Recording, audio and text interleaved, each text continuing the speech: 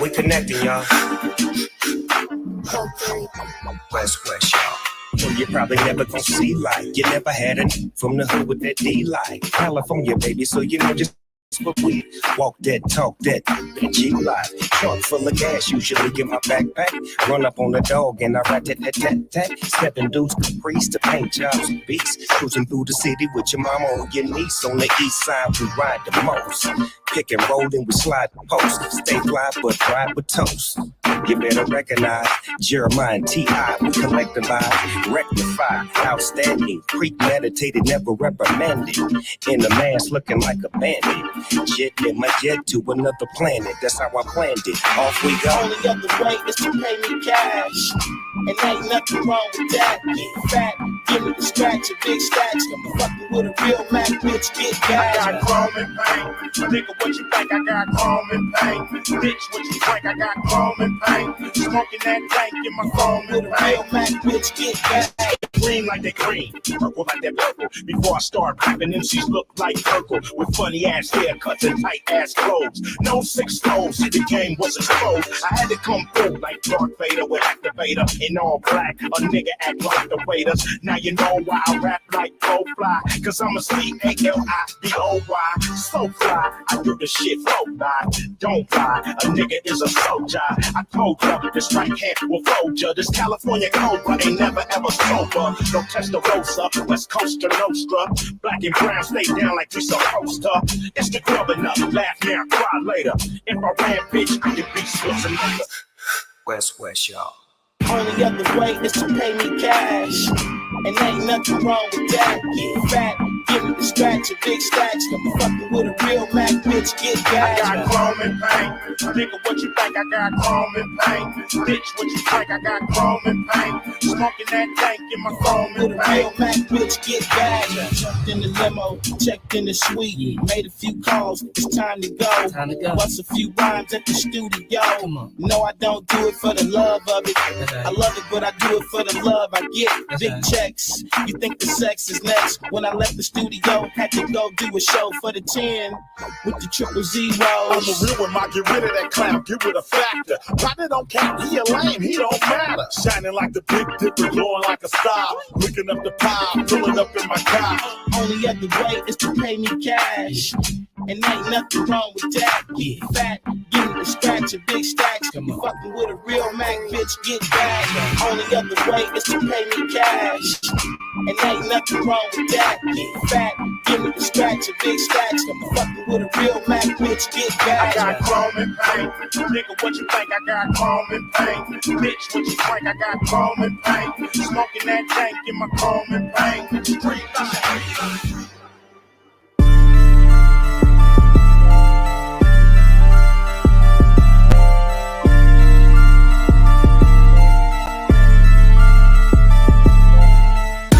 What's up?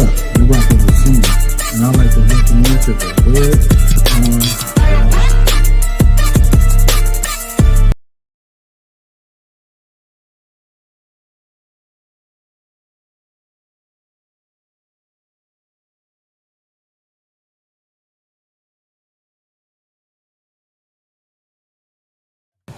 What's up? What's up? What's good? And as always, I'd like to welcome you, mother, you know what, to the Hood on Live. And as always, before we get started, I gotta shout out those that popped in early to show a nigga love. I gotta give a shout out to Miss Goldie, my ride or die. Salute, she in the building first. And even though she my ride or die, she usually ain't the first in the building, so I appreciate it. Right behind her is my new ride or die. I don't know where she came from, but she been riding with the Hood for a minute, and I definitely appreciate her support, and I definitely appreciate when she tap in Vicky Love. And then right up under her is Fam Bam. Gotta give a shout out to my family as always, Mrs. Howard. Appreciate you tapping in. I think you might be tapping in from work at that. And right up under her is my nigga G Wayne. Appreciate my nigga G Wayne tapping in. What's good with you folks? Unfortunately, instead of having a joyful occasion, excuse me, I roll my blunt up there. I know I always roll a blunt before the show, but I tend to smoke the motherfucker before the show starts. Kind of defeats the purpose, don't it? But yeah, y'all, unfortunately today is not a good topic. It's not a good situation. I'm here to report that there's been two school shootings in the last 2 or 3 days. One is in Tennessee, which we're going to tap in first. And then the second one is in Detroit, which I'm sure you guys are aware of, where the 15-year-old went to school is set for motherfucker off. People have died in both situations, unfortunately, so prayers go out to those that have been, whose life was taken behind the result of these people doing what they did.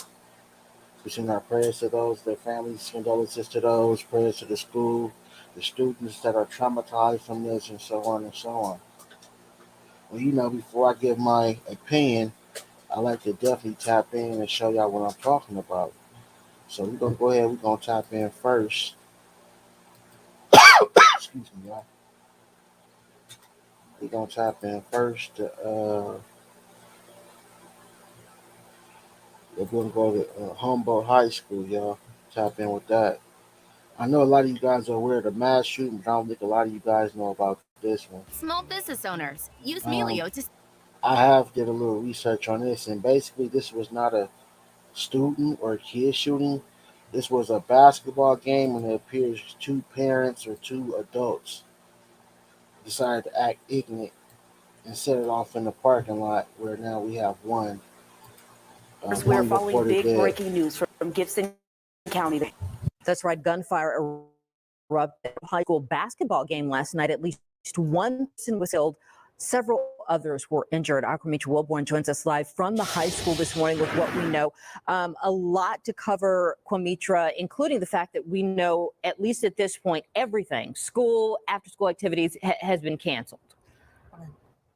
Yeah, that's exactly right. In the school district, they had to make this decision after the shooting that happened just last night. This all unfolded around 8:30 last night. We know the Humboldt High School basketball team was playing against Northside High inside of the gymnasium, and that's when gunfire erupted outside of the gymnasium. Now, just take a look at this footage taken from overnight. As you can see, it was just complete chaos. According to the school district, Ignorant the ass shooting was the motherfuckers. result of an altercation Ignorant. between adults, reportedly near the concession stand. The district described the incident as an exchange of gunfire.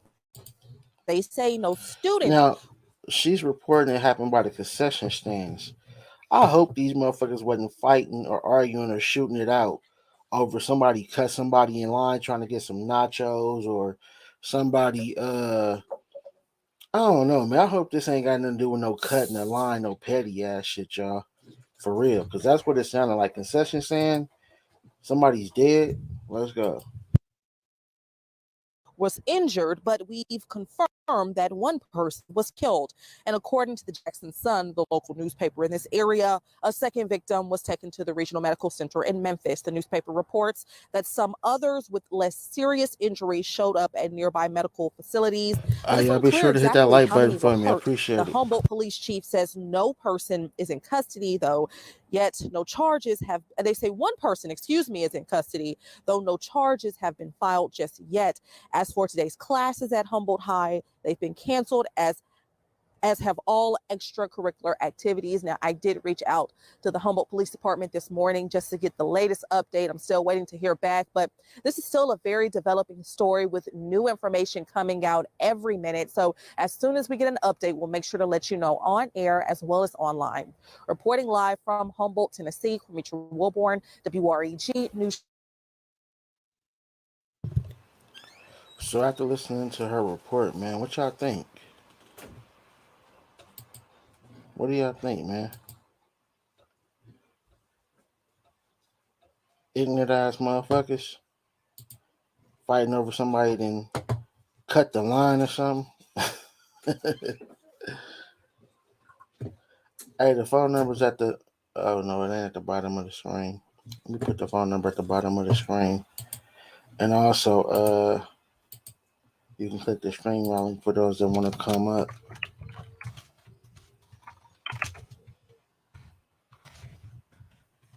Give me 1 second, y'all.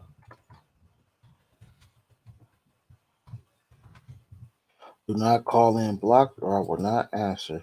For those that don't know. What What do y'all think about this retarded shit? Kids inside playing basketball, out there at the snack stand, somebody pulls out, shoots the other person, kills them. What kind of ignorant shit is that?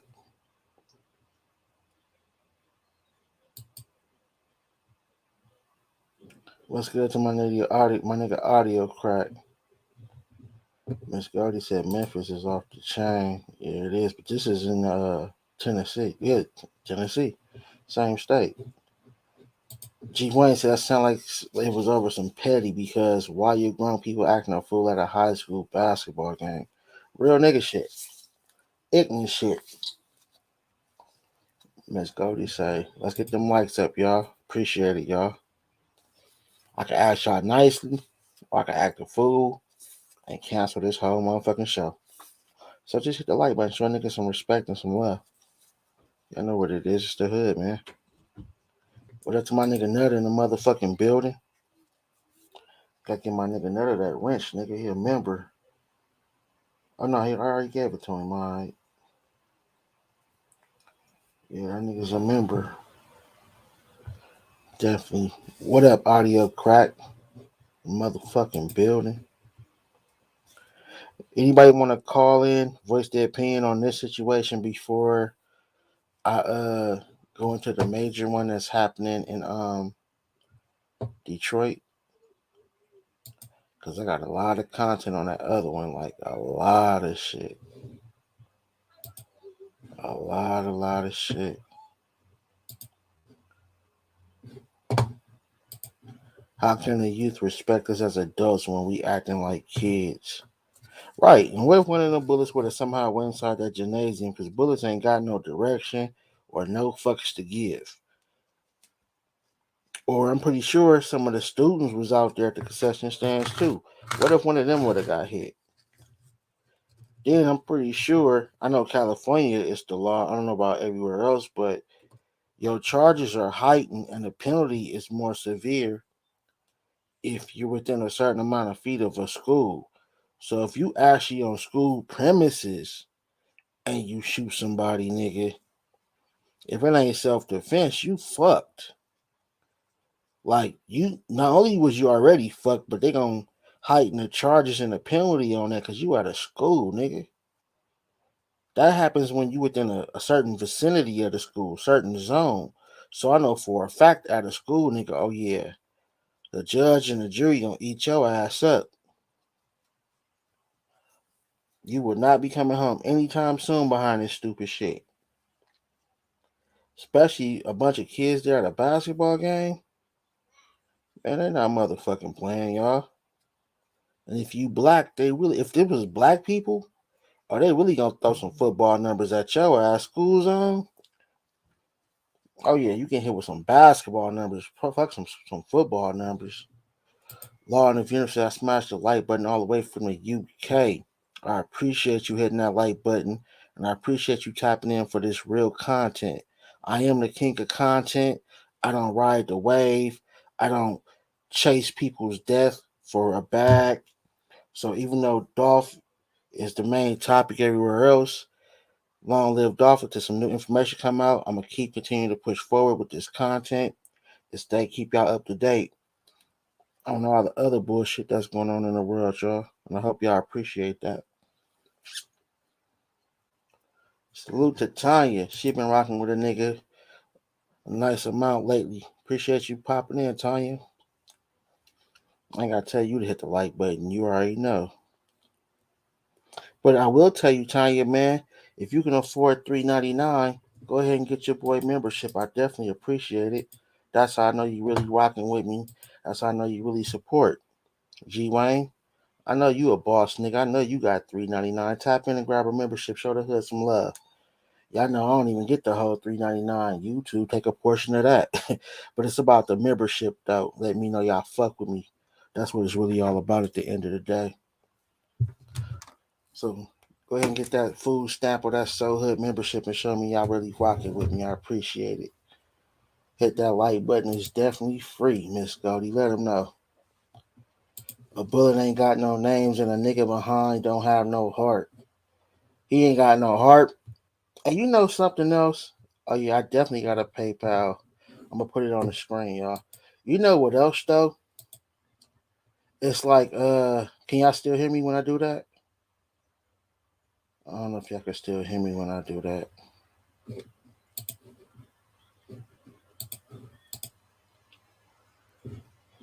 All right, can y'all hear me when that sign was up? Could y'all hear me? Yeah, niggas is really fucked up out here. Okay, she said, yeah, y'all can. No, I'm saying, could you hear me when that picture was up? The PayPal link? All right, cool. Yeah, that if you scan your phone, if you got an up-to-date phone, the PayPal would definitely send you to the PayPal scanner little link that was on the screen. Also, PayPal is also the Hood Unlock, or you can use the call-in number, which is also linked to the PayPal as well. Hit the tip jar. Oh, no. The tip jar, not how you do it, Tanya. For those that are confused, you do not get the membership by the tip jar. Even though I appreciate that, because the tip jar comes directly to the Hood Unlock, YouTube can't touch that. So if you want to donate, Cash App, PayPal, Chime, Venmo, that's the best way to do it. Now, the membership is the link that you see me post in the chat every so often. If you look at the chat also at the top, there's a link.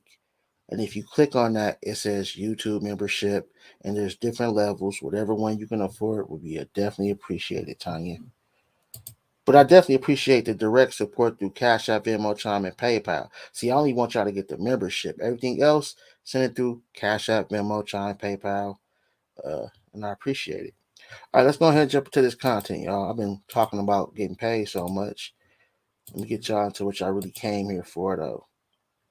I got a whole lot of content on this, so let's go. I'm about to fill y'all in on this shit. Local 4 News starts now. Breaking news alert. Good afternoon. At 4 o'clock, breaking news. We've been covering a shooting at Oxford High School. There are a handful of victims. 3 people believed to be students are dead. 6 others are injured. Our coverage continues now, first at 4. And during the shock and horror of the shooting, Oh, yeah, students Tanya, you the were one rushed called to a in, Meijer huh? store near I the remember school. you. That's where the Sheriff's Department gave us an update about an hour ago. Our Paula Tutman was there asking some of the questions, and she's got an update now on the latest. Paula. You know what, Devin, you said the perfect word, and that is to codify all of this. Very difficult to do. There's a lot of moving parts right now, but this is what we do know based on what the undersheriff reported. We have 3 students who are dead, 6 people injured, including a school teacher. They've been taken to various Right. I hospitals. appreciate This you, all went Tanya. I down remember in a matter exactly of who you about are, baby. You 5 good. minutes. There is an on-site police liaison who actually helped arrest the Tanya is an 15-year-old, official member of the Hood Unlock, student y'all. who came into this school with a loaded automatic handgun, and based on the number of shots, we're hearing 15 to 20, apparently had additional magazines. And so the way the school is laid out, this is, I believe, one of the largest, if not the largest, single level high schools that is that broad. We're talking about somewhere in the neighborhood of 56 classes. Damn. They've got very stringent safety precautions. 2 ways in when school opens, 2 ways out when school closes. But at 7:45, the door 17 closes. There's only 1 door you can get in, and you have to be buzzed in. But what they don't have is they do not have metal detectors, and they do not do bag checks, even though they actually limit the size of bag. You can't bring in a backpack, but they limit the size of bags that can come in. Now, the teachers are also able to lock the doors from the inside. Leave this in an area, an education area called Area D, I believe it's called, and that's based on the shape. But what we're understanding is that so even with all that security, he was still able to get in and cause damage. And as soon as it's safe, they're actually able to get students out of the building. So Justin, just kind of prayers for the fallen kids and people at this these is events, Lapeer. man. This shit is There's sad. the school right up there on the hill. So that's the hill right there. And then those students who are able to evacuate from the school actually come to this Meijer. And I know you've been talking about that this is a reunification stop. Feel free to call in or hit the streamer link if you want to come up and give your opinion on it. The undersheriff actually said the school did I know a y'all always phenomenal welcome job on the Hood Unlock. in getting the kids safely out of that school and out of future harm's way before they realized that the gunman had actually been taken into custody. There was an orderly evacuation. The school did everything right. Everybody remained in place. They barricaded themselves. And Tim here has done a great job in terms of preparing. You never want to prepare for something like this, but you have to. And the school district's done a wonderful job preparing. All the doors over there are marked at the high school. If you've seen them, deputies responded. They knew where to go. We've had assistance from other police agencies nearby. Okay, so indeed, we have a 15-year-old who is in custody right now. He's lawyered up, said he doesn't want to talk anymore. But this does not stop the investigation. And so what has to happen now? You have lots of agencies who are now involved in this, including the FBI. They've got to comb through social media. They've got to talk to this student's family. They've got to talk to friends or associates or people who may have known something before. Our Jason Colthorpe talked to a student who said that he had concerns for safety just based on rumors and rumblings around the school. But again, this is an ongoing investigation. But this is what the undersheriff believes. This is where he believes the investigation is right now. We believe he acted alone. There's no other shooters. There's no other gun. We don't believe anybody at this point in time, pending further investigation, that he planned this with anybody else. But we will be doing social media checks. We will be talking to all the students, as many as we can that were here today. That's why we have so many officers here and so many detectives here, so that everybody and anybody can be talked to that has any knowledge. As y'all come in, hit that like button. I appreciate it, Wes. Yeah, absolutely. So this is still ongoing, still a lot of work to be done. This is a community that is aching right now. And when there's a school shooting, then all communities ache, because this can happen absolutely anywhere. Again, we're talking about 3 students, young people who are cut down in their prime, 6 people injured at various hospitals, including that teacher. And we don't know their condition yet. And so we don't know how serious those injuries are. This is a community in pain. What's good with the you, superintendent Miguel? and the undersheriff are supposed to come back and talk to us again at 5. Understand they have a lot of work to do, so we can't hold them to that. But indeed, the superintendent is asking for everyone to give them support. Certainly can pray for our families here in Oxford and our students. I'm in information real time, just as you all are. Can you talk to me about why you didn't have metal detectors? No. Wow. Why you can't? That's my answer to your question. No. Why you can't? Is that something that's ever come up? Not that I can recall, no. He full of shit. And you know, I think that's something that a lot of school districts that don't have metal detectors are going to have to think about, because obviously they were prepared. They did the training, the ALICE training with students, where they learn active shooter protocols. They had this one way in and one way out when school was open. They had limited size backpacks. The only thing they didn't have were these metal detectors, and they didn't have bag checks. A lot going on, still a lot to unpack. Let me throw it back to you for now. You bet, Paula. We will check in with you here shortly, no doubt, and certainly. Y'all know I got a whole bunch of content for y'all, so y'all just give me a second to get it pulled up on the screen. Unfortunately, it's just not.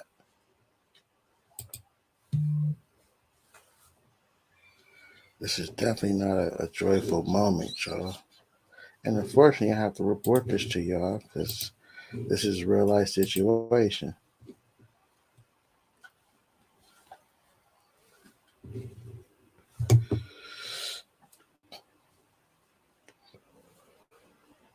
I just gotta figure out what order I want to present it to y'all. You feel me? So y'all give me a second. All right, we're gonna go ahead and tap into the press conference, y'all. Again, I appreciate y'all tapping in. I am the motherfucking king of content. I'm gonna keep giving y'all that real deal content, letting y'all know what's going on.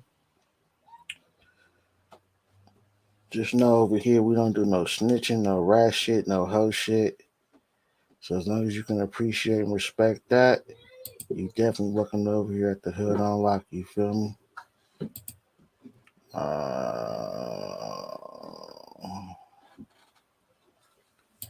Okay, that's why they both the same video. Yeah. All right, y'all, let's go.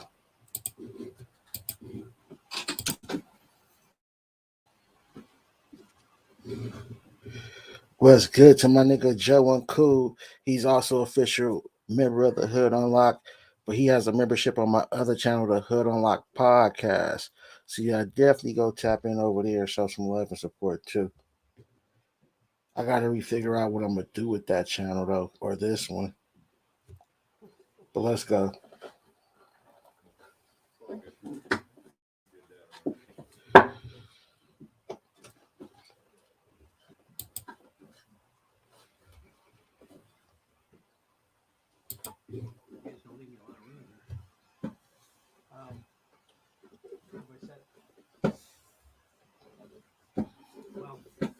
First, I'd like to express my appreciation to Karen McDonald, our prosecutor, for the charges that she just announced, which I'm sure you had her press conference. I agree with the Okay, yeah, hold on. If we're gonna tap into him, hold on. I gotta play hers first. So let me pull her shit up so you'll be able to understand what he's talking about. Where is it at? Here we go.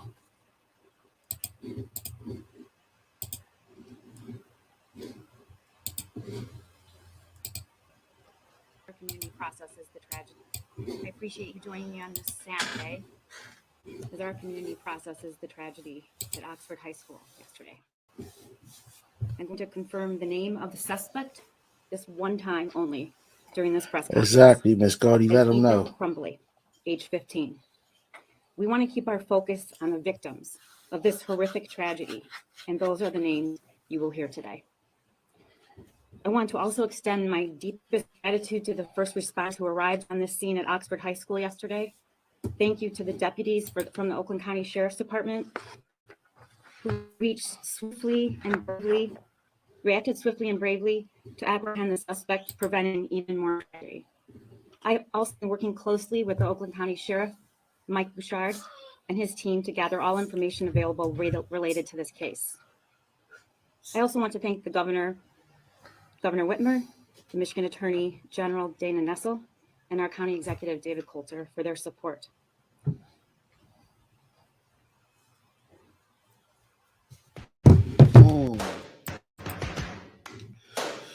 I should have knew it was gonna be a damn ass somewhere, y'all. Let's go. We have watched school shootings unfold in communities across this country for far too long. Sadly, the national spotlight is shining today on our community, Oxford and Oakland County, as we face this tragedy together. This has touched all of us so deeply as a community and on a personal level, as we look at our own families and imagine the unthinkable hitting home. I want to express my deepest condolences to the families, friends, and loved ones of the victims. Hannah St. Juliana, Madison Baldwin, Tate Meyer, and Justin Schilling. I have had an opportunity to speak to two of those fathers and intend to speak to the other two very soon. We can all agree that no parent, no loved one, no friend should ever have to face the loss and grief you are experiencing right now.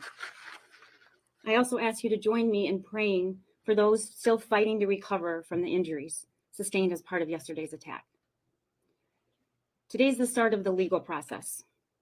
When we begin to gather and review all of the facts, when we begin to put together a full timeline of events, it will take time, but the victims and their families and the entire community need and deserve those answers. There are some facts we already know. Based on the investigation so far, I am charging the young man who took the gun into that school and shot Hannah St. Juliana, age 14, a volleyball player and a basketball player, and her father asked me to tell you that she was one of the happiest and most joyful kids. Madison Baldwin, age 17, a talented artist and big sister. Tate Meyer, a junior football player and honor student. Mr. Meyer asked me when I spoke to him if I had children. and I said that I did, and that I would treat this case like these are my own children. Justin Schilling, age 15, co-captain of the Oxford team and golfer. We are charging this individual with 1 count of terrorism causing death, 4 counts of first-degree murder, 7 counts of assault with intent to murder, and 12 counts of possession of a firearm and the commission of a felony. When the shooting started yesterday, the students and teachers and staff in the school had to act quickly to save their own lives. Law enforcement and all of the first responders had to act quickly to prevent more lives from being lost and to get help for those who have been shot. Last night and this morning, we had to act quickly to review the evidence that has already been gathered and issue these initial charges. Going forward from today, the process becomes more methodical. As the sheriff said last night, there is a lot of evidence still to be collected. There are important facts still to be gathered. The process will take time. The investigators and my office will pour through all of those facts. They will make sure that we have left no stone unturned to get to the answers to all of your questions, our questions about how and why this happened. So today is only beginning, and it's possible there could be additional charges issued very soon when that investigation is reviewed and complete. We are in close contact with the investigators and the sheriff. Please understand that I cannot and they cannot disclose any details or evidence that could compromise our case. I will not do that to the victims of these, the families of these victims and our community. And this needs to be our focus. We are ethically bound not to reveal those details. I want to explain why we are charging this suspect as an adult in this case. First, the seriousness of the crime this person committed under Michigan law. There are crimes that the legislature has said are so serious that a person who commits them can automatically be charged as an adult. First-degree murder is the most serious of all those crimes. Second, there are facts leading up in the shooting that suggest this was not just an impulsive act. Those facts are not appropriate for discussion right now because it could affect the prosecution of this case.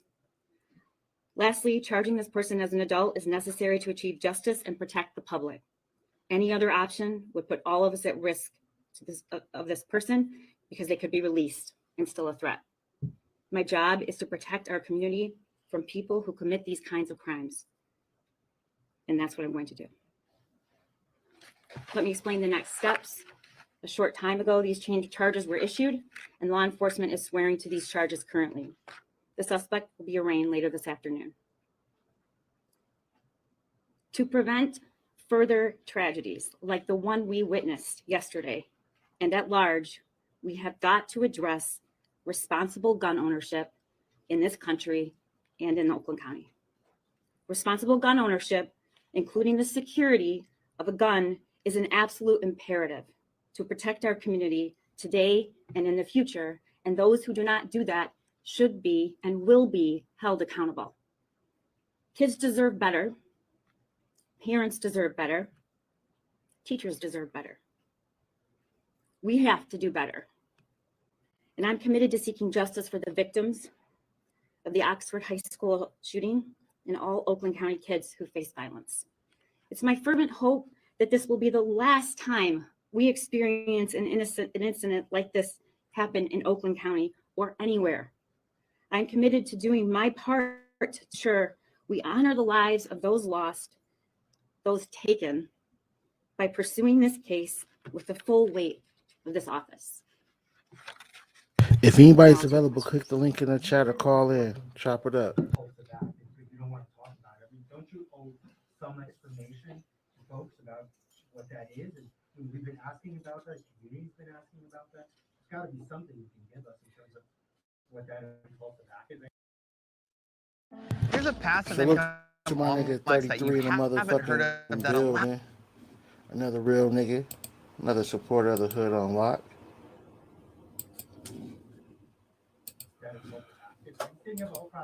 He said he in Humboldt, Tennessee. Oh, damn. He said, thanks for covering that, homie. Oh, yeah, I appreciate it, man. That's what I do it I for. have a professional ethical duty not to disclose facts that will jeopardize the prosecution of the case or threaten a fair trial, which would be the absolute worst thing for the victims of this shooting. Second, we've charged 4 counts of first-degree murder, which requires premeditation. And I am absolutely sure, after reviewing the evidence, that it isn't even a close call. It was absolutely premeditated. And what about the father?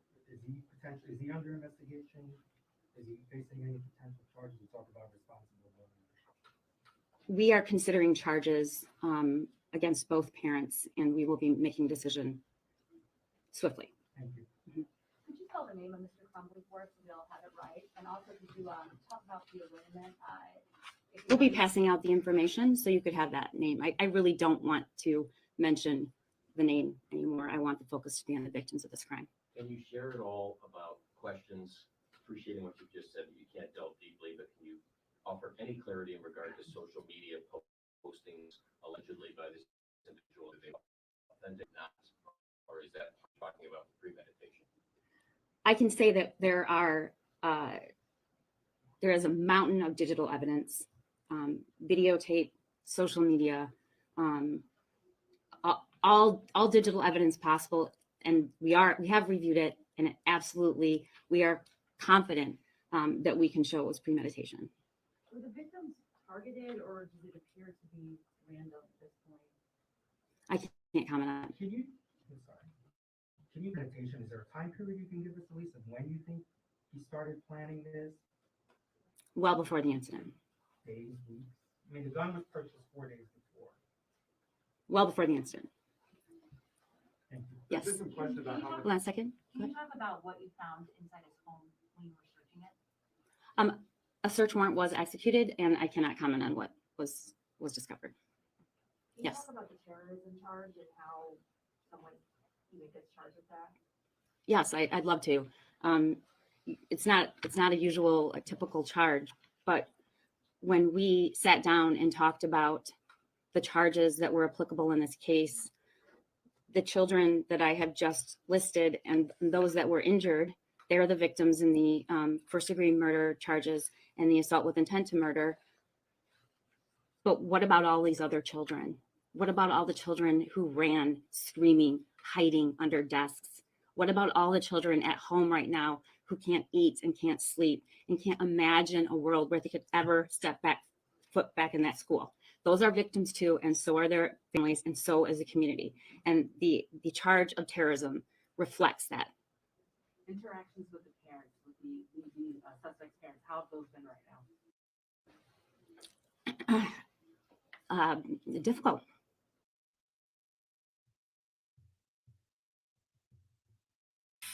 It usually only takes me less. While we get past this little small commercial, I want to give a shout out to Tanya for the support via PayPal. I appreciate you, baby girl. Keep it hood.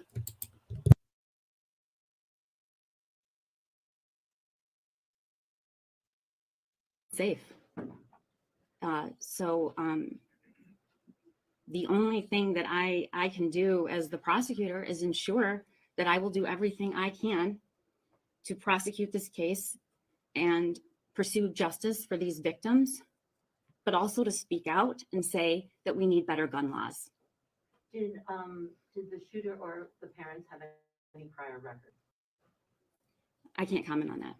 To verify, he's facing life in prison because he's being charged as an adult. Is that correct? That is correct. Sorry again. In terms of, is there anything that was missed by the school? Are you investigating anything like that? Whether or not there were any warnings? There's been a lot of talk of this. Have you found anything so far in your investigation? You know, my focus isn't on what the school did wrong or right. My focus is on the victims in this case. I think, as stated yesterday, Susie, Tanya's went through, I don't know what's going on, baby girl, but I put it back on the screen in case you want to try again. Yet 4 children were killed and multiple injuries occurred, which suggests that we really can't train ourselves out of this tragedy. We have to address the fact that People should be held accountable. Oh yeah, you who can own use the guns call in and are number at not the bottom of the responsible. screen too. Thank you, Tanya. That's how you did it. Hold on, just one moment, So please. this Just one PayPal moment, please. link Go ahead. on the screen doesn't work. Are you hoping that this would be Matter of fact, let me try. Hold on. conversation, at least here in the state of Michigan, when it comes to stronger gun laws? If the incident yesterday with 4 children being murdered and multiple kids being injured is not enough to revisit our gun laws, I don't know what is. I'm a parent. There are parents here. There are parents listening. What's We good, need to make Smiley sure Smile? Appreciate and you want to tapping know in. that when we send our kid to school, they're safe. And responsible gun ownership is imperative. It's critical. Hey Tanya, I appreciate it all. I don't care if it's a little or a lot, baby. Any support is welcome at the Hood Unlocked. It's hard for a real nigga to get, He had possession you of the know, gun. to I get can't real state. supporters on here. So I I appreciate can't any and all. comment any further. Can we have the name of a defense counsel on the record for the defendant at this point? I do not. Can we get clarification on the victim, Justin Schilling? Was he 15 or 17? Justin Schilling was 15, I believe. Let me just make sure I'm accurate. Yes, he was. Yes. Do you have a time for the arraignment? It should be in the next couple hours. Yes. Is there any concern in terms of prosecuting this individual with his mental stability and previous treatments and conditions that he may have gone through before? We have no reason to be concerned about that based on what we know. Yes. When you talk about responsible guns, what in this case was done wrong? I mean, it seems that, as the sheriff said, the father walked in, purchased this weapon. What was done wrong in this case? Shortly, we will be announcing whether or not there will be further charges. Those questions will be answered at that time. However, we know that owning a gun means securing it properly and locking it and keeping the ammunition separate and not allowing access to other individuals, particularly minors. We know that, and we have to hold individuals accountable who don't do that. From everything you've seen, is there anything that you can say about potential or possible motive in this case? I can't state right now. I can't comment on it. Forgive the redundancy, but can you clarify at all in regard to the randomness of it or the targeting of it, or is that information you can't share in regard to whether this was a spontaneous? Oh damn, Smiley Smile, what you got going on over there, baby? I can tell you that he's charged with 4 counts of first-degree murder, which require us to prove premeditation, and it was done, as you know, in a school hallway. So, Hey, I want to briefly stop the video because Miguel Varner said some real shit, y'all. He said, as soon as their blue kids get killed, we need stricter gun laws. When Chi-Town's getting stained everywhere. Hey, Miguel, that's some real shit. Salute.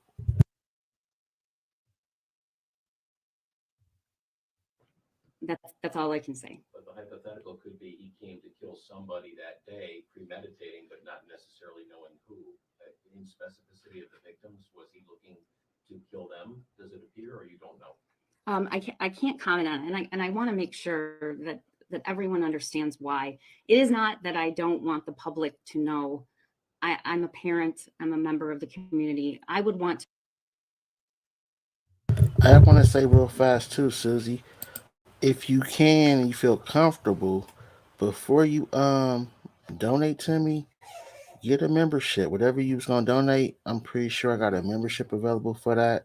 Let me know you really rocking with me, but I appreciate it all though. Don't think I don't. To know too.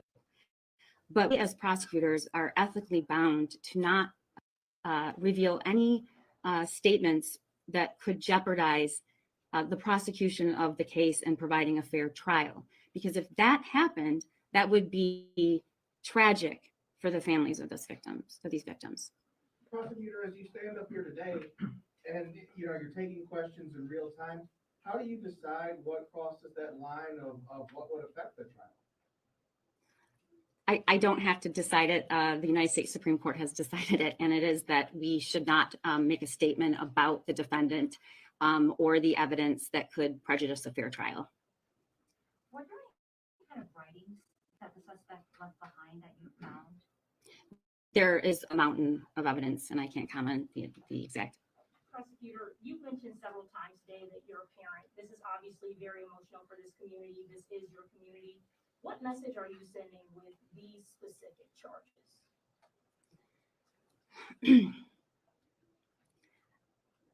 That we have to do better. How many times does this have to happen?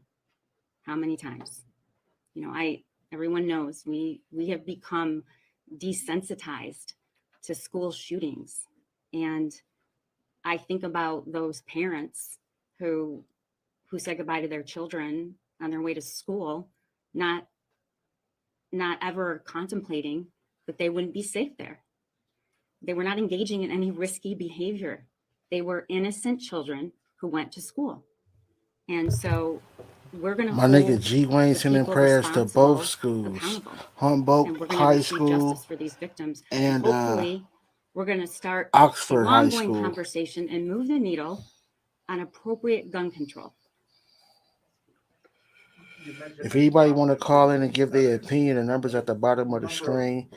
And I've also posted the StreamYard link for y'all to come up and give your opinion. Y'all know what the hood on lock.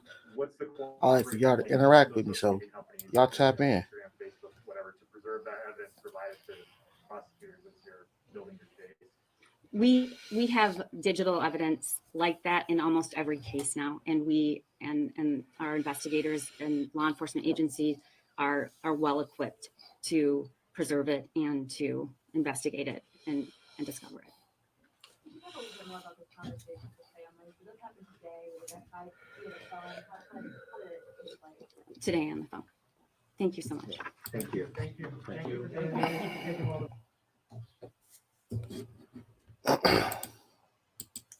That's real shit, Vicky. Only way guns are gonna ever go away is you're gonna have to get rid of them, period. Believe it or not, and some of y'all may know, there are other countries where they police don't even have guns. The criminals don't have them, the police don't have them. And to be honest, I can't remember what country that is, but they're doing pretty good as far as criminals. You would think with them not having you would think without them having their officers having guns, it would be bad, but no, they actually have a good thing going out there. I wish I could remember what country that is. If anybody know, definitely tap in. Like I said, I got a lot of content on this show. Give y'all all the information y'all need on this shooting. Let's go. If y'all appreciate it, hit the like button. You already know how to show support for those that want to show support. And as always, welcome to the hood. I appreciate all y'all, man.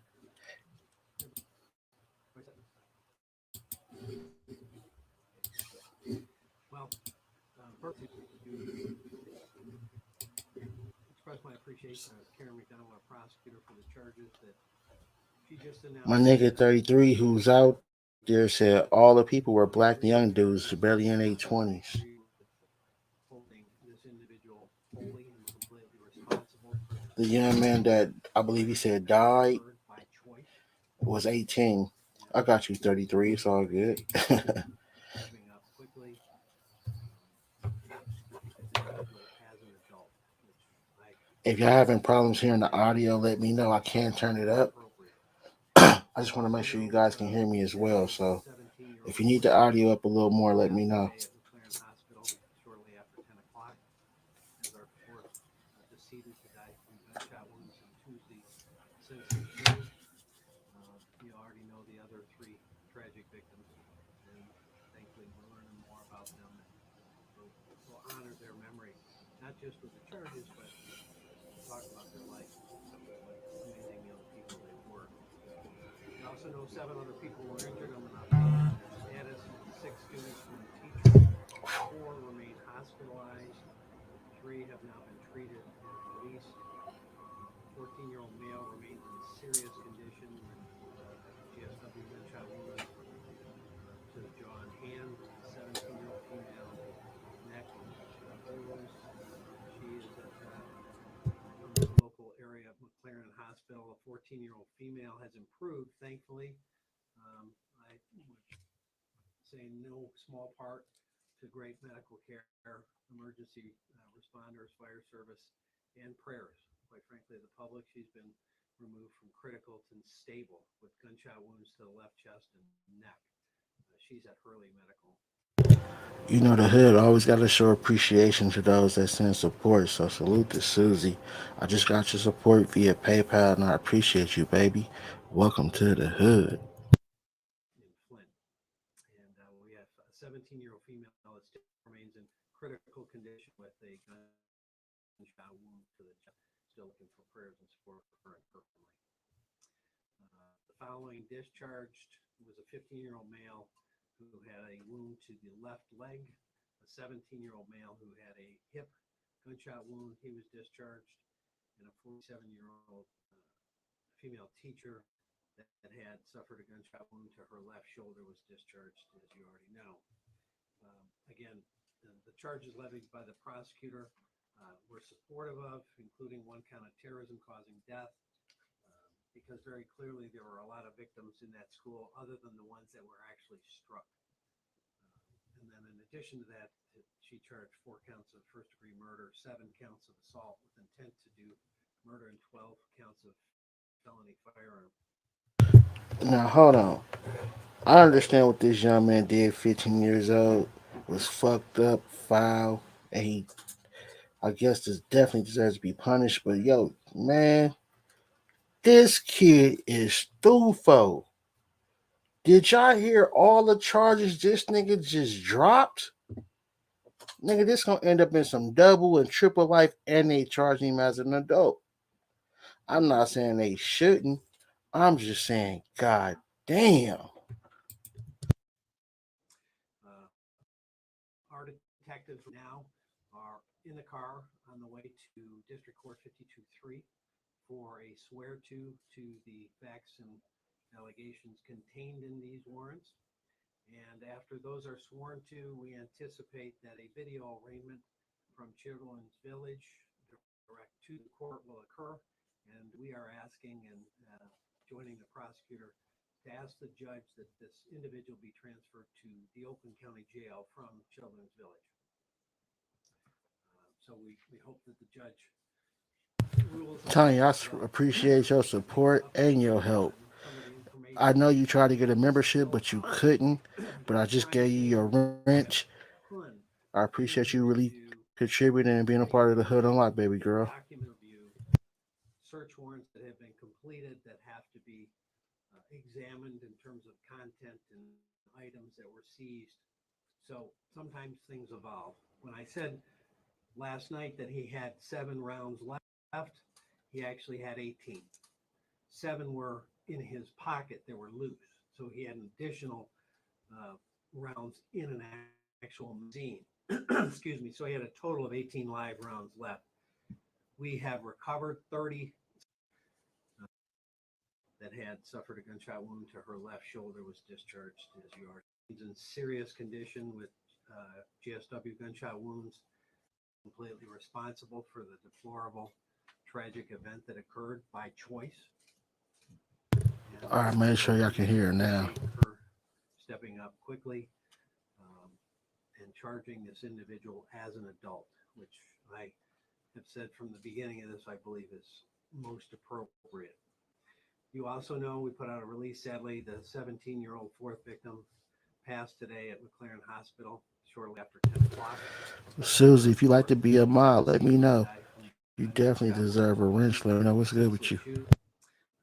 You already know the other 3 tragic victims, and thankfully we're learning more about them, and hope we'll honor their memory, not just with the charges, but to talk about their life and what amazing young people they were. You also know 7 other people were injured. What's good to my nigga First Fam in the motherfucking building? Teacher, 4 remain hospitalized. 3 have now been treated and released. 14-year-old male remains in serious condition with just gunshot wounds to the jaw and hand. A 17-year-old female with neck wounds. This the loudest it go, y'all. So I hope y'all can hear the content. McLaren Hospital, a 14-year-old female has improved, thankfully. I would say no small part to great medical care, emergency responders, fire service, and prayers. Quite frankly, the public, she's been removed from critical to stable with gunshot wounds to the left chest and neck. Prayers to her, son. She might survive. And we have a 17-year-old female that still remains in critical condition with a gunshot wound to the chest. So still looking for prayers and support for her and her family. The following discharged was a 15-year-old male who had a wound to the left leg, a 17-year-old male who had a hip gunshot wound. He was discharged, and a 47-year-old female teacher that had suffered a gunshot wound to her left shoulder was discharged, as you already know. Again, the charges levied by the prosecutor were supportive of, including one count of terrorism causing death, because very clearly there were a lot of victims in that school other than the ones that were actually struck. And then in addition to that, she charged 4 counts of first-degree murder, 7 counts of assault with intent to do murder, and 12 counts of felony firearm. Our detectives right now in the car on the way to District Court 52-3 for a swear-to the facts and allegations contained in these warrants. And after those are sworn to, we anticipate that a video arraignment from Children's Village direct to the court will occur.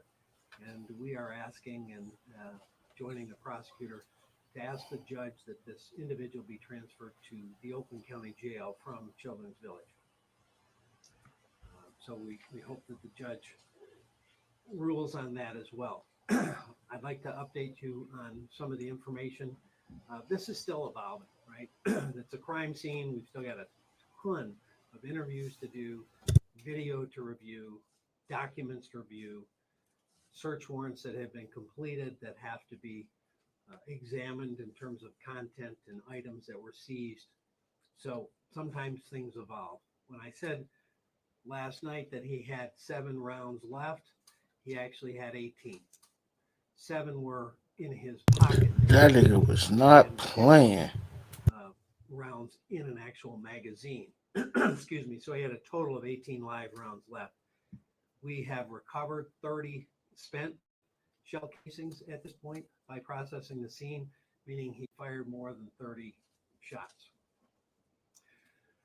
More to the point, again, I think it highlights the fact that with this much ammunition still with him, 18 live rounds, the quick actions of the school and the lockdown, as well as the deputies getting in and going to the sound, going to the danger, saved lives.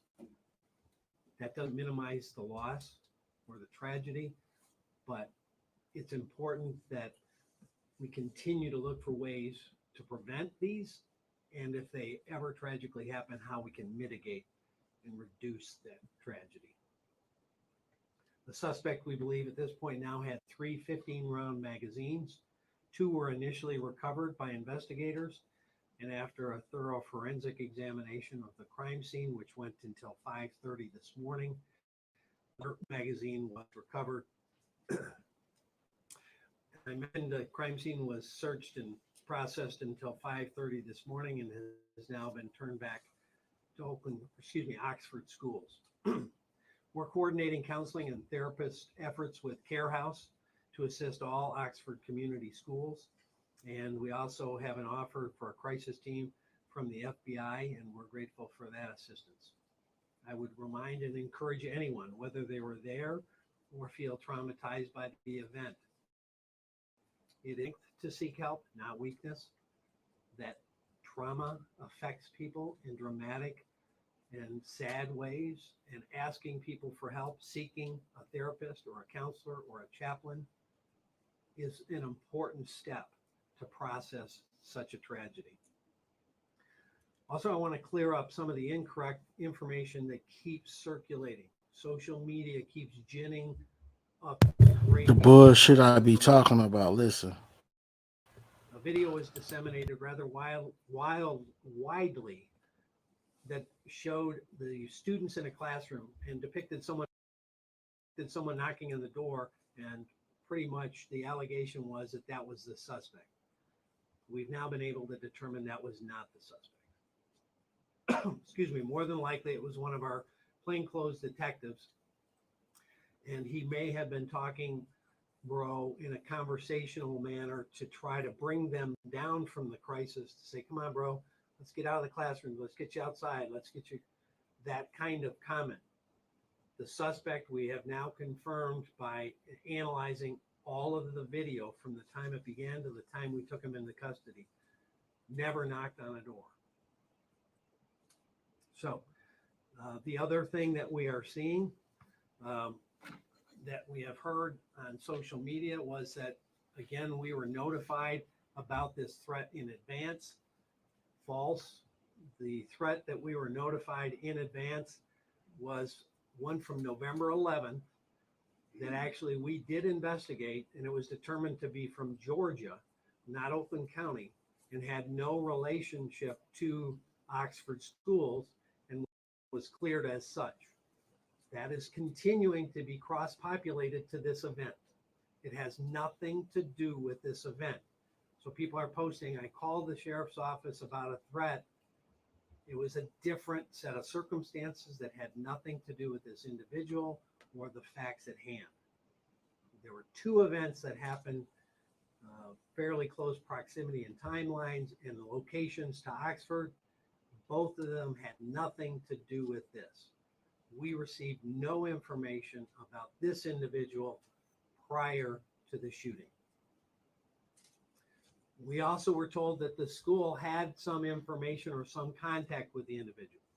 We had no information from the schools, but we have since learned that the schools did have contact with the student the day before and the day of the shooting for behavior in the classroom that they felt was concerning.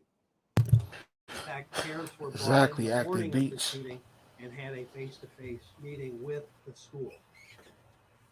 The content of that meeting, obviously, is part of the investigation, but we did not. It was only one shooter in both events. The content of that meeting until after the shooting and during this investigation.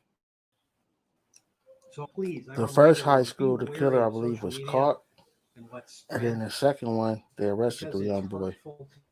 The community hurtful to the victims, and it spreads false, sad misinformation. If anyone has information or believes they know something about this case, or Everybody need to watch and hit that like button one time. Appreciate or it. any potential threat anywhere in Oakland County, please call our phone line that we've given out before, 248-858-4911, or you can email us at OCSO, Oakland County Sheriff's Office, OCSO@oakgov.com. And of course, we always accept anonymous tips. So, AKA try snitch. to answer questions if it doesn't get too deeply into the evidence, because we're right now at the baton point where we're passing the baton from investigation to prosecution. And we don't want to say anything that may jeopardize that furtherance of the case.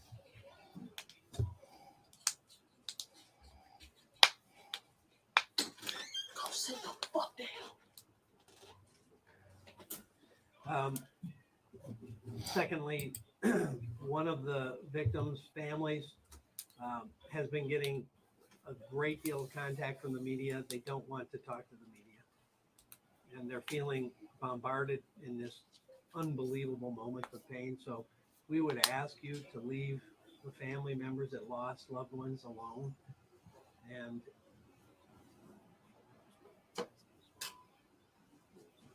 the father described it as wolves at the door, and they're dealing with the loss of a child. Let's not victimize them again, please. Sheriff, on the victim discussed today, multiple ages have been given, 17. 17. Prosecutor just said 15. 17. 100%. We verified it via driver's license. Sheriff, can you confirm that the suspect was at school and then left and then came back to the building? Is that true? Suspect was at school and did not leave, was brought into a meeting and then went back into the school area. Was the parent about the nature of the concerning behavior that was exhibited in the classroom? Was it a threat? Was it violent behavior? I can't get into that again. We're at the evidentiary handoff point, but Is that information that should have been relayed to the school liaison officer or you guys? we always prefer to err on the side of too much rather than too little. I can't really go much beyond that, but we would rather, as I said yesterday, check out 1,000 nothings and miss one real deal. Is that going to be investigated? Is the school going to have to potentially answer questions? Well, it's certainly part of our investigation, and that's where we learned about it. Sheriff, he was in school face-to-face with his parents. Was he in the meeting with them on the day of the shooting? Yes, And the parents left, but he stayed in school. yes. You know what time in the morning that might have occurred, their face-to-face? Shortly after 10, I believe. So between 10 and almost 1 o'clock, right? The shooting was at close to 1, right? Correct. 12:52 thereabouts. The first call came in. Or Also, was Sheriff, dispatched. we're hearing that he went into the bathroom. He loaded the gun in the bathroom before walking out to shoot. Can you confirm that? I can tell you he came out of the bathroom with the firearm and began shooting. I can't tell you if he loaded it in there. Damn. Call of Duty ass nigga. RIP and prayers to both schools and the Get victims. that from him. We're working, items that we have seized, as I talked about, documents, papers, phones, evidentiary value, items to look to see if there's something that would lead to us understanding what motivated him. But I will say again, there is nothing that he could have faced that would warrant senseless, absolutely brutal violence on other kids. And I have also asked the school if they had any records of him being bullied. And the coordinator of anti-bullying programs had no information that he'd have been bullied by anyone. So this motherfucker was just crazy. Damn. Or he was part of some weird ass social media group and did some dumb shit. We have no indication that these students were specifically targeted. And based on what I see, Or he could have been bullied and just didn't tell school officials. Everybody don't go snitch or go make a report to teachers. I know when I was in school, we didn't go to the teachers for nothing unless they saw it or knew about it already. a meeting had occurred and we did not know about that until after the shooting. Sheriff, was he ever expelled from school? No. Prior to those two meetings, there was no contact and nothing in his file by either concerning behavior or discipline. Any investigations, how is this interacting With the parents of the child? of the Yeah, well, they apparently hired an attorney. Y'all call in and hit the stream rally. Come fuck with your boy.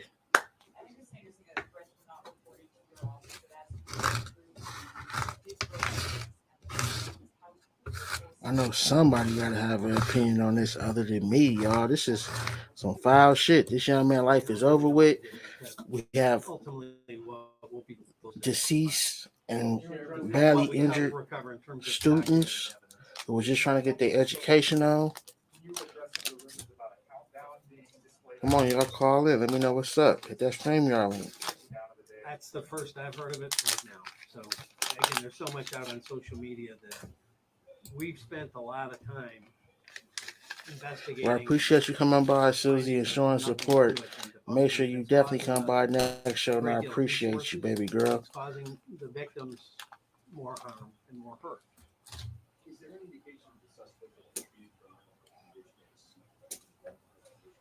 We have no information about that. Sheriff, what was his proximity to victims? Was he within, if your kids walking down the hall? Very close. He was very close as opposed Very to close. Very close. Active Beach, the other one, where's the other one happened other than Oxford? That was at Humboldt High School in Tennessee. Wait, no, not Tennessee, in Detroit. again, I don't want to get too awfully specific into the One's in actual Detroit and one's in elements. Came out of the Tennessee. bathroom, began shooting, moved through hallways and back through hallways, and was apprehended in the hallway. Never went Y'all into make sure the y'all room. pay attention to the thumbnail. Was in the I'll hallway be the putting whole time. information in there, y'all. I have one more question. Did he ever spend any time in the mental facility at all? Do you know that? Not that I'm aware of. Are you aware of the shooter going to a Good night, beautiful. days before the event to bring the weapon? We're told You don't by need no different beauty people rest, that so he give the had. rest some beauty, baby. There's some social media posts that allege that. We have not had the ability to verify at this point if there was a range or if that happened. And that's, again, I mean, understand the scope of this. The school has almost 1,800 students. And so everybody that was in school that day, we have to contact to see if they saw, heard, or knew anything. And we have to review every bit of video footage from all of the cameras in that building, which there is an extensive camera system, thanks to the proactive work of Oxford schools. And I'll also say on the proactive side, we've worked with Oxford schools, our liaison, Talking and Alex. That saved lives. And after going through the scene last night and seeing it in a very non-rushed fashion, those practices were used and they saved lives. Desks were upturned, doors were barricaded, doors were actually hit by gunfire, and so were barricades. But the doors were safe. So that behavior, that training, and those protocols saved lives. Exactly. Obviously, this little motherfucker was crazy. I believe it was just prior to COVID, maybe 218. Sheriff, we talked at length last night today about the training. 219, 218, somewhere in there. We talked at length last night today about the training of your team, the kids going through drills, but no mention about gun legislation, maybe trying to do things upstream, prevent these types of occurrences. The prosecutor talked about it a half hour ago. Do you have anything you want to share in your view in regard to whether that? Yeah, I mean, I think I have the feeling a lot of law enforcement has. We have a whole lot of gun laws that are meant to hold criminals accountable when they commit a crime, when they use a gun, when they carry a gun illegally, and they're not utilized today. And that's one of our constant concerns around the country. I'm head of government affairs for Major County Sheriffs of America, and we see this across the nation. We catch somebody illegally with a gun, and it's pled down to a misdemeanor, and they're out. We've had people, that have been charged with gun crimes 3 and 4 times. I believe the surest way to get a handle on holding people accountable when they're doing things illegally with a gun is to punish them. And that's not happening in many communities across America today. There is a NICS background check when you go in to attempt to purchase a firearm that requires you to go through this. There is a huge number of people that are prohibited from buying that firearm, that are caught by the system, that are never prosecuted for trying. We have You gun believe laws, so, but Miguel? we're not holding people accountable. We have felony firearm in Michigan. I'd like to see anybody that's caught illegally possessing and using a firearm in a criminal manner should get felony firearm and do hard time. If we're going to hold people accountable, let's hold the criminals accountable. Not that I'm aware of. How frustrating is it that you mentioned that Y'all light up y'all blunts, pour y'all drink, hit that like button, subscribe button, and welcome to the hood. I believe, If you want to regardless show of the what hood some love, the you can donate individual suspect via was, PayPal, Chime, all at our the bottom of the investigators screen. are well Use the on hood track. unlock number or name, Very, very or good you can case. simply take your phone, point it at the screen on this QR code, and show the hood some love. It's all appreciated. The initial victims even know what was going on in their child. The reason I'm asking is how come kids Sure. I know how kids walk through a hallway. You always tell your kids, keep your eyes open, be careful. But if the kid is walking next to you behind you, you don't know what's going to happen. There's not a whole lot to do. Did the initial victims who was shot actually know what the heck was going on? I would have to Appreciate you.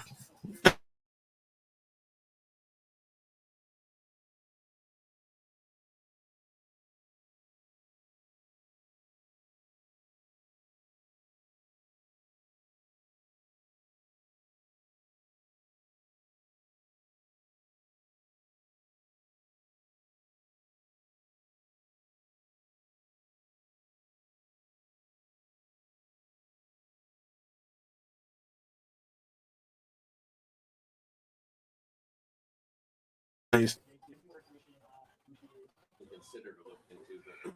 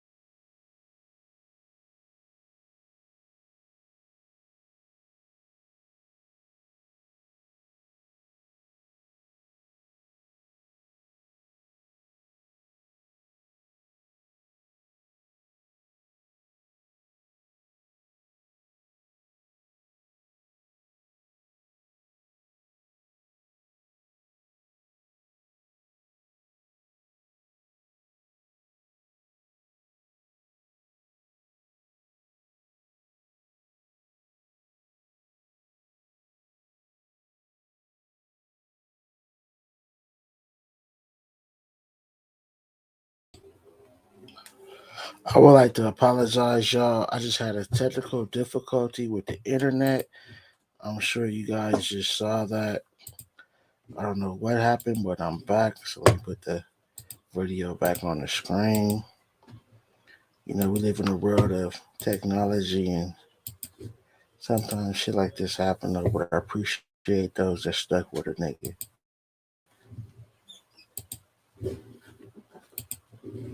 The Oak County Jail, that will happen.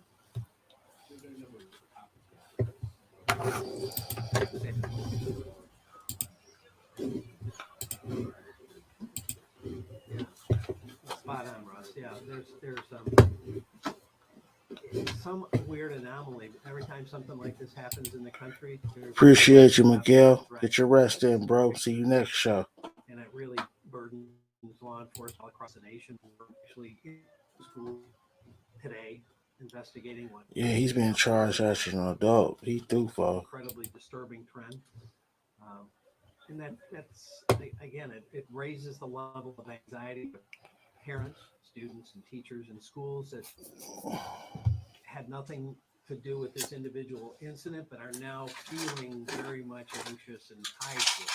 And that's how it broadens this whole anxiety and depression that many parents and students are feeling. And it's incredibly disturbing. And so when those kids or whoever we find out call in or do these text false threats, you know, as you've seen us in the past, we attempt to get charges on them. Even if it's not a credible threat, the mere threat is a crime. And if you make a threat, we're going to seek charges. again, apologies on the redundancy. No evidence of bullying from where you sit right now, correct? I specifically myself asked the school district. Oh, he said twist up. My bad, folks. Any of their records I didn't pay no attention to the emoji. No information brought to attention any other source that he had been bullied. Prayers to the victims and the kids at Humboldt County High and Oxford High, y'all. At this point, I'm not aware any law enforcement agency had him or the school on their radar for this particular incident at all.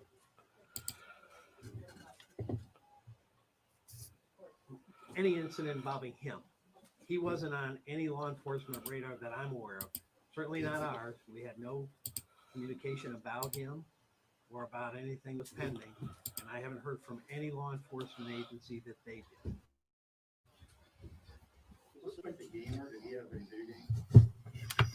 Apparently, he was interested in games. I can't really comment on what those were at this point. That obviously is something that will be looked at as well. Sheriff, is the belief that he took the gun legally or was given the gun illegally? Now, part of the investigation. in any event, he had the gun illegally, took the gun illegally into a school, and used the gun in an illegal and murderous fashion. So we got a whole bunch of charges already, regardless of how he came into possession. Any clarity you can give on his familiarity with weapons, perhaps gun range use, etc., in terms of his background and familiarity with guns? I don't know much beyond what we saw in evidence in the school, and that will be part of the investigation, obviously. But with this particular weapon, it's our understanding it was purchased 4 days ago, so this particular weapon, probably not a huge amount of familiarity with. But over the years, So his father just bought this gun 4 days ago, and he take it to school to use it. Hold up, y'all. Hold up. I agree 100%. You know, if you weren't Oh no, this is some bullshit. This gun was purchased 4 days prior. Now, I don't like to jump to conclusions, but what's the odds of that? Did his father buy this gun so his son could do this fucked up shit? How does this kid, 15 years old, with his father only having it for 4 days, know how to load this gun, carry this gun, hide this gun? Again, he's 15. So if it was bought 4 days prior, he had to have some type of training in shooting, loading, installing the clipper to the gun, and firing this motherfucker. Don't be surprised if he find out this nigga dad and or parents was behind this shit. Think about it. What's the odds of that? 4 days prior the gun was bought, he takes it to school and he just start laying motherfuckers down with no evidence or record of him being bullied as of now. Crazy, ain't it? weren't hit by a bullet doesn't mean you weren't terrorized that day and won't have nightmares about the rest of life. Whether you're a teacher or a student in that class, you know, going through that building in the wee hours of this morning, looking at the disarray in the classrooms and the backpacks. Yeah, the district attorney is looking into charging his parents. That shit looks suspicious though. The gun was purchased 4 days prior. He know how to load it, use it, take it to school, and get to work. Wow. We're pretty much wrapped up with the physical processing of the school, not necessarily the evidence that we obtained from it.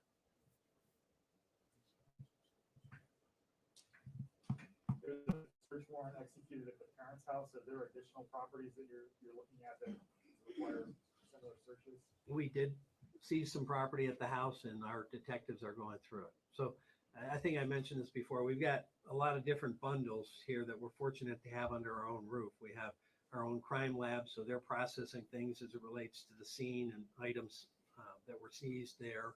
We have computer crimes looking at any kind of digital evidence, including his phone.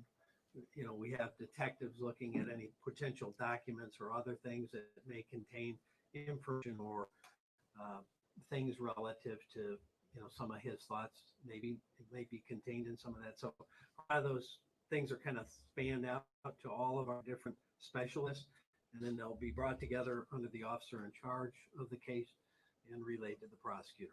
Can you give us any details on what was seized or maybe the volume of material that was seized? I can't get into the details of what was seized. I can just tell you we have a voluminous amount of stuff and things to do, stuff to go through and things to do. Sheriff, I just have one more question, and I believe you answered it previously, so I apologize for that. Well, your investigators, will they have a follow-up conversation with the school in regards to why you guys were not informed about that meeting or his behavior? Certainly our investigators will be and are in close contact with that school, and we're in close contact with all schools in Oakland County. And we encourage all schools, public or private, houses of worship, businesses, anyone that has any concerning behavior, they should report it. allow law enforcement the opportunity to make situations safe, to say there's nothing to it or we need to look deeper. That's what we want to do. It's not a burden. So we encourage people wherever they are, if they're concerned about something, let us know or let your local police know. The term concerning behavior, does that constitute threats specific? I don't want to get too awfully into what was concerning because then I get into the actual content. But you know, it's one of those things. If someone looks at it and you go, oh, that doesn't seem right, whether it's threatening or disturbing or maybe they're worried about, you know, someone being bullied or suicidal. We have obviously a huge problem in America with suicide, especially teens. If they see something that may cross into any of those realms, it needs to be shared so we can figure it out. A, if it's a threat to anyone else or themselves, and B, where to get help. Is the school indicated why they didn't share the concerning behavior with your office? That's all part of our discussion with them. Sheriff, did he know about the meeting with the school officials and his parents that morning? Did who know? I'm sorry, the Crumbley. Did he know that he was going to be meeting with school officials and his parents? No, he was brought into the meeting and his parents were called. Okay, so I'm asking because did he ever leave the school after that meeting? No, So the gun was already in school. So the gun was somewhere in the Still, again, it's still a moving, we believe it was. I can't definitively say 100% that it was, but we believe it was because we've begun the process of tracking his movements and saw at what point and where he came out with the weapon. Thank you. Sheriff, do you think that some type of red flag law could have helped prevent this crime at all? Or I don't even know if something like that even exists for a minor. Could guns have been taken away from the parents' home? Or You know, I don't necessarily think so. I think the most important thing is to share information because, I mean, for anything, whether what you're talking about or a different process, you have to share. You have to say, this seems concerning. Can you look into it? And with or without that, we would and say, hey, what's going on? What are you seeing? What are you hearing? What have you seen? And try to determine where it's coming from and where it might lead. For the private security you previously mentioned, were they affiliated with the school? Or? Yes. After the meeting in the morning with school, did the suspect go back to class? Did he release back to his He was class? released back into the school from the meeting. Do you have any video of where he retrieved the weapon from, like a locker or somewhere? Again, the first time we saw the weapon actually in evidence was when he came out of the bathroom. So, you know, every other moment in time.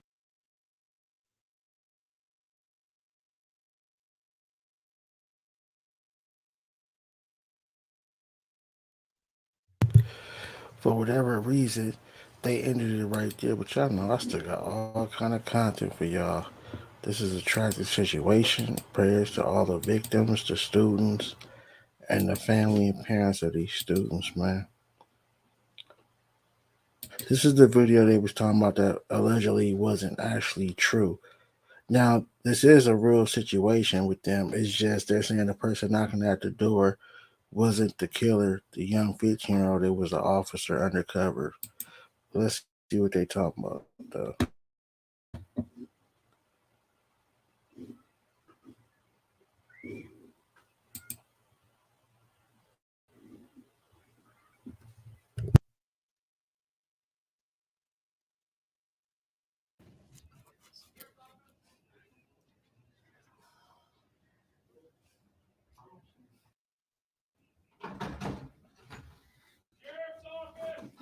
Yeah, we're here.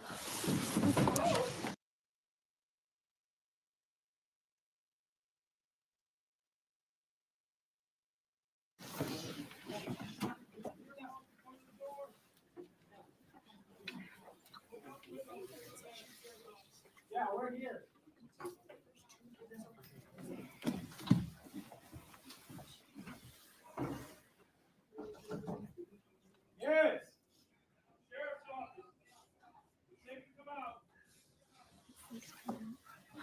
He said it's safe to come out.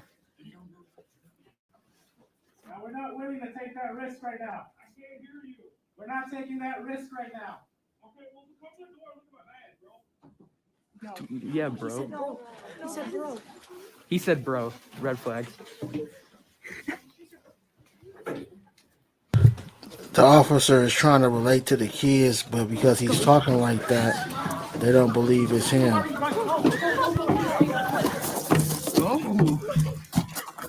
They hopping out the window like, fuck that. I ain't mad at them. They getting gone. Slow down, you're fine. Backpacks, we're okay. We're okay. Drop your backpacks. Yes. Drop your backpacks. Hey, thanks for Damn, them kids, I ain't mad at them. They not playing. They like, fuck that. They smart, though. They like, we ain't taking no chances. We don't know who the fuck y'all is. They're like, nah, he said, bro. He said, bro, no, fuck that. Salute to the kids, man. Police tried to come through that door, nigga. They hopped out the window and got go. They was not playing. They said, not me, not today. Salute to the kids, man.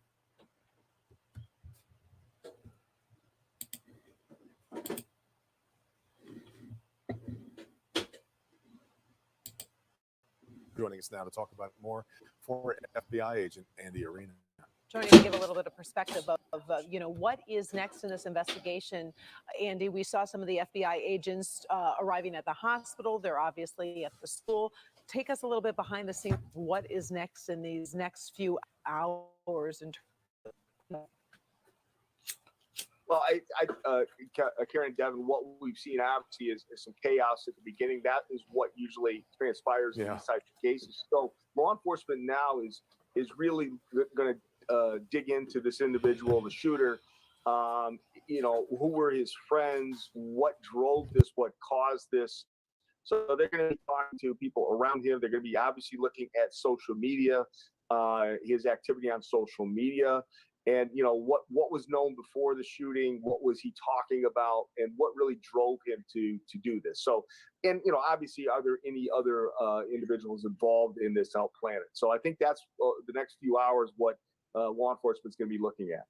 Andy, we were told that first 911 call came in at 12:51, and that they had this 15-year-old student in custody within 5 minutes. Now, if there's gunfire firing around you, 5 minutes is an eternity, but that seems to be a pretty extraordinary response and obviously he was able to fire way too many rounds, but it can be about as good as law enforcement could be expected to do, doesn't it? Look, the first thing I got to say, Devin, is my hats off to the Oakland County Sheriff's Department, Mike Bouchard, Mike McCabe, the undersheriff out there. I'm on their internet system. I get their tweets and their media information as quickly as it goes out. They were there as quickly as could be expected and had this individual. I mean, it was a quick response and it was a forceful response. So you're exactly right, Devin. I mean, responding after the fact, they did as well as they could. Was there something that could have been done to indicate this individual was going to do this before? I mean, that'll come up over the next few days. But my hat's off to the Oakland County Sheriff's Department for their response.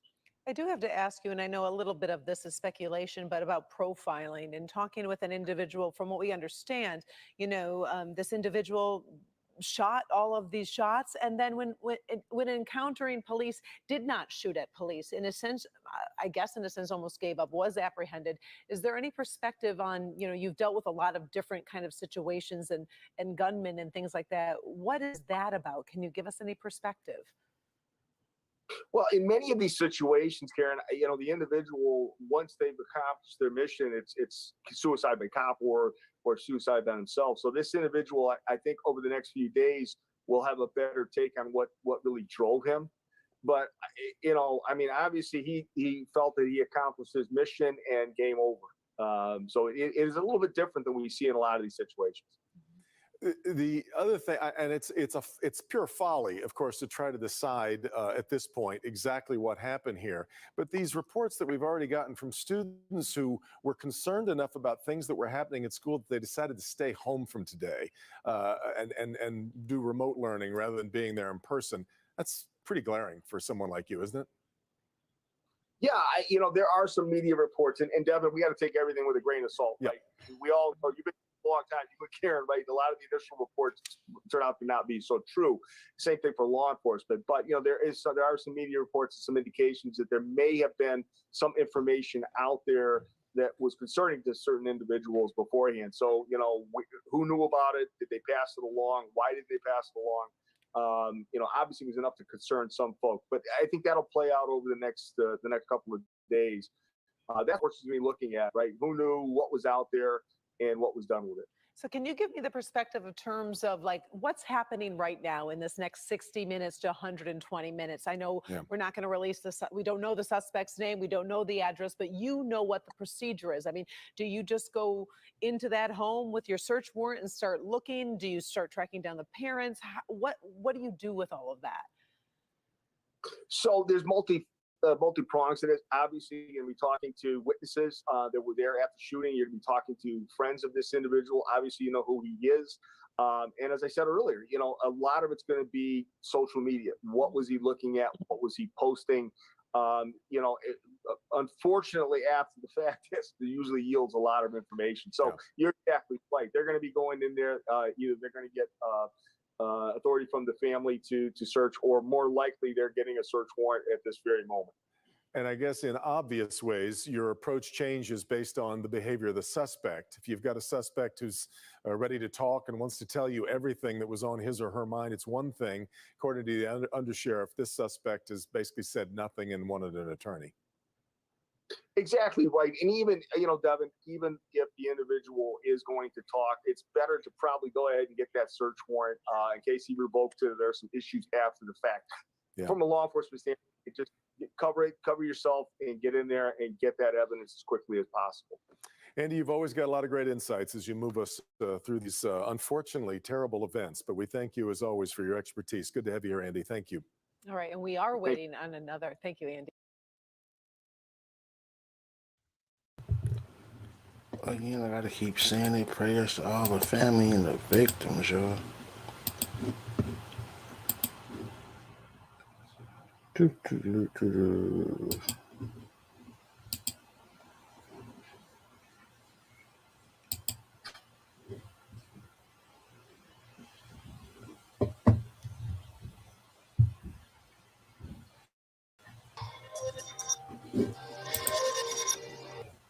All right, a couple more videos I got for y'all of this shit. And we should be done with this topic.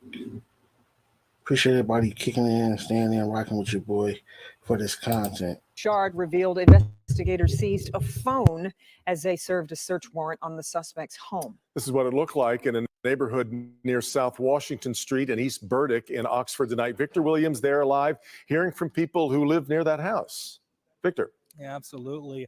You really can tell that a lot of the people that live on this street are shocked, but this is believed to be the home of the suspected shooter, that 15-year-old identified as a sophomore over at Oxford High School. We know that shortly after that incident took place, officers came here and they blocked off both ends of the street so they could investigate even further. Officers from multiple agencies spending hours to carefully search a home near the intersection of Division and East Street. This happening just on the heels of a tragic school shooting that left 3 dead and others injured.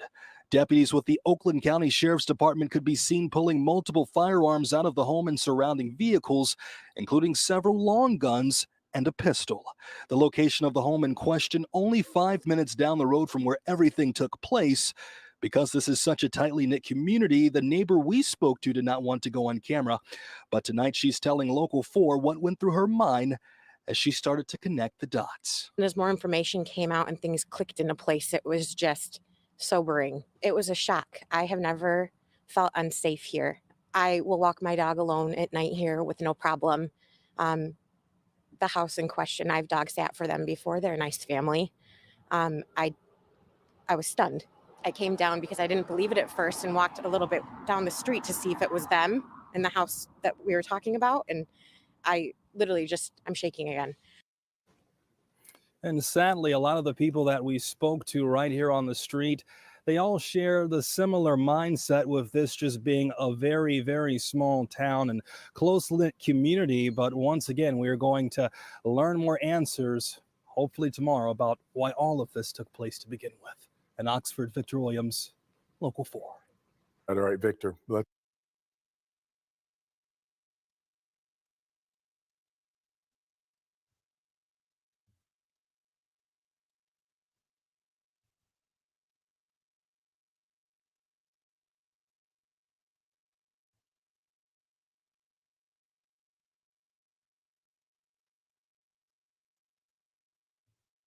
No, we're about to hear about some of the victims, y'all. Prayers.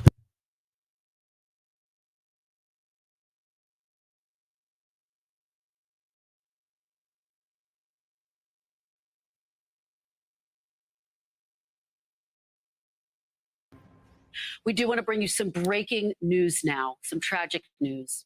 A fourth victim has died following the high school shooting in Oxford, Michigan, Tuesday afternoon. The suspect remains in custody, but police have not yet released his identity. NBC News correspondent Shaq Brewster is in Michigan. He's been following all of these developments. So, Shaq, what do we know about this fourth victim, and what else are we learning from police at this hour? Well, we know, Kristen, his name was Justin Schilling. He was 17 years old. And in the statement from the county sheriff's department, they say that he passed at 10 a.m. this morning. So he's now the fourth victim to die after the school shooting that happened nearly 24 hours ago at this point. Now, as this investigation goes on, we know we'll hear from the county sheriff later this afternoon at around 3 p.m. But we also know this 15-year-old suspect is in custody at this point. But last we heard is that he's not cooperating with authorities at this point. They'd say he's in custody. They expect to file charges on him officially later this afternoon, but he's not talking, and his parents have not given sheriffs permission, have not given investigators permission to talk to him at this point. We also got an update over exactly what happened in that school. They now say that 30 rounds were fired in that shooting that started at about 1 p.m. yesterday afternoon. That was up from the initial reports of about 15 to 20 rounds that they believe were fired. All of this happened in a span of about 5 minutes. At this point, we believe there are still about 6 people in the hospital. 2, we believe, are in critical condition. So you have communities, members of the community asking and calling for prayers and thoughts for those who are still in the hospital, and of course, those families that are grieving right now. Of course, a fourth victim now with the announcement of that 17-year-old passing away. Kristen. Damn. R.I.P. y'all. So what do y'all think, man? Do y'all think this is a product of being bullied? Video games? Social media groups? Being talked to possibly by their parents into doing some shit like this? Let me know what y'all think before I get up out of here. Shit's crazy.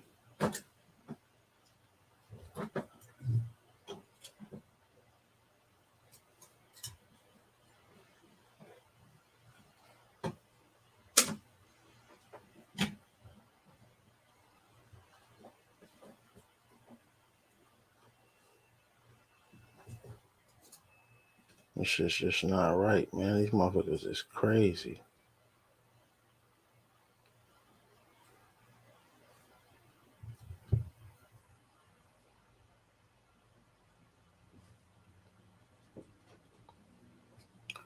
Well, look, I definitely appreciate everybody tapping in, y'all, for this content. Prayers go out to both schools, Humboldt and Oxford High School.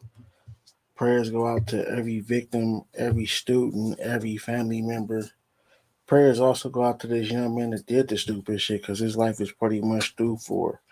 I appreciate everybody for tapping in. I'm Sincere Official. And I'd like to welcome you motherfuckers to the Hood on Lock. I might do hood sex tonight. See, I'll be looking for the reminder if I decide to do it. It's for the adults. Adult talk only. And you got to be open to conversate about it. So I just might do hood sex tonight. I'm not sure. So y'all stay tuned for that. Tanya says she believes it was bully / social media. Yeah. Well, unfortunately, it can be anything. If any new information come out, I'll definitely give y'all an update. Again, I appreciate everybody tapping in. I'm Sensei Official, and I'd like to welcome y'all to the Hood on Lock. And y'all make sure y'all hit that tip jar on the way out. Peace.